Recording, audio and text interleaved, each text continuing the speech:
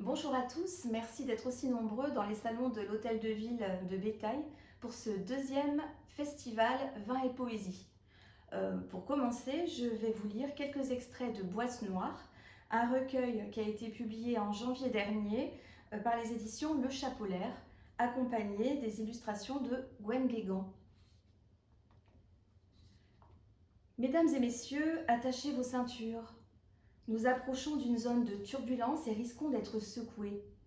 Pour votre sécurité, restez calme et attendez les consignes. Qui pourrait dire ce qui survient, ce qui trébuche dans la poitrine quand l'imminence de la fin, le temps réel de la mort collective? Qui, quoi, sinon les yeux de l'autre sur le siège à côté? Quand l'oxygène vient à manquer, les masques tombent, tous les masques. E18. Si la carlingue en deux fendue, c'est pour la lumière.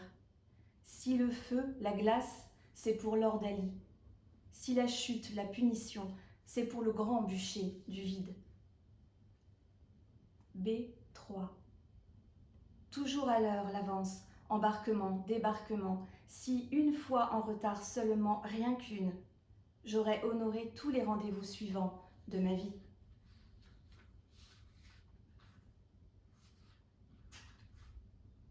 D31. Le film de ma vie, le revoir à l'envers. Suivre le trajet du feu, le long, la mèche à toute vitesse, la flamme court dans la paume de ma main. Je la referme. Le film s'arrêtera-t-il sans brûler sur une image heureuse? C12. Son rire, ses avalanches. L'enfance, pluie d'éclats. Pas de bruit, s'il te plaît, je travaille, calme, concentration. Va jouer plus loin. Tire la langue au silence. Moi, d'accord, avec la joie vivante, passée inaperçue. Dommage. A4. Il fait froid dans mon rêve. Sous le sommeil, le jour attend. Au réveil, je serai comme hier, pauvre, fatiguée, vivante. D14. Sans trace, sans image. Combien de temps pour que tu oublies mon visage? F15. Toi que je ne connais pas, serre-moi fort, accroche tes yeux à mes yeux, comme si c'était l'amour, comme si la mort était petite et douce. B19. Qui trouvera la boîte noire de mon crâne, avec dedans les restes de mon existence? Donc voilà pour Boîte Noire, publiée donc en janvier dernier. Et à présent, je vais vous lire quelques-uns des premiers poèmes d'un texte à paraître au mois d'octobre, qui s'appelle Une saison fragile. Et les premiers poèmes donc, ont donné leur nom à ce texte. Ce sont des poèmes qui sont un peu dans l'esprit de La Minute Bleue de l'Aube, et le texte sera d'ailleurs publié à la Part Commune, donc le même éditeur. Le jour se lève, des hommes restent dans leur nuit. Disparaître pour que reste au centre de soi cet éclat qui écrit le poème. Aller jour après jour à la rencontre de sa propre vie. Écrire n'est pas le chemin. Écrire indique le chemin.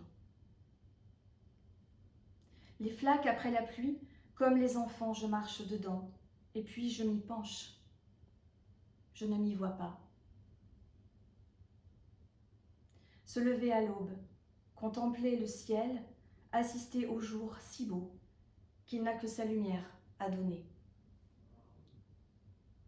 Parfois, ce sont les mots qui me cherchent. Parfois, ils abandonnent.